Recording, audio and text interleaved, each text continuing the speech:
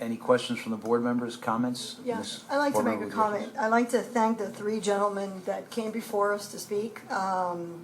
It's good that they raised their issues, and to Dr. Besso, you're right, there are no free roads, and I'd rather have a user fee road than a tax, because then I have to pay for it even though I don't use it.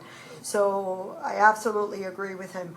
On the other two gentlemen, and I'm going to call them by first names, Carlos and Doug, congratulations to both of them for once again appearing before us. But it's important that when you raise the alarm and you raise the flag, that you're sure that you're raising the alarm for a bigger issue than the issue to who you are raising the alarm to. So without being Monday morning engineers, which we don't want to be Monday morning engineers, I also want to congratulate MDX for diligently proceeding and following their process of what they needed to do next. As such, the alarm was raised.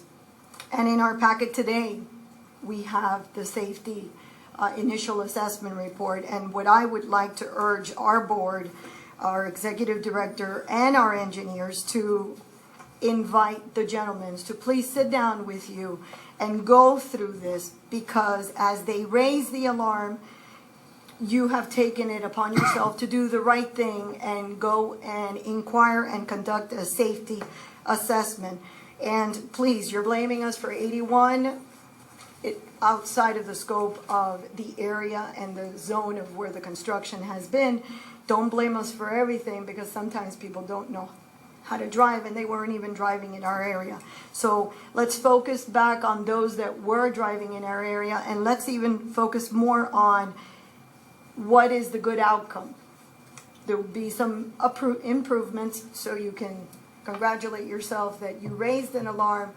You try to sandbag us, but no, it's for the greater good and safety, and that's what we're all working for. So again, I urge the groups from the community to please sit with our engineers to go through and understand what the assessment report did identify. Thank you. Thank you. Mr. Vigil? Not living in the area, I can't speak directly as to, but just thinking about this logically, you can't just say that because there are X number of accidents that something is safer or less safe than it was in the past. You'd have to understand the number of accidents that were occurring in the past, and that would sort of be your stasis, versus the number of accidents that are currently taking place, and then look at that sort of change and see if there was an increase. And then you'd also have to factor in other factors such as construction that may be temporary in nature, and also if the improvements have increased traffic flow, which you would expect with increased traffic would be increased accidents.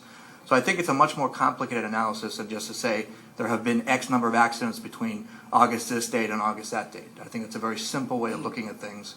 And if we really want to know whether our improvements have increased safety or decreased safety, I think we have to look at it very seriously and do a much more complex analysis and look at numbers before versus after, then adjust for certain factors I think would be fair to adjust in that analysis. Yeah, and I think staff has done that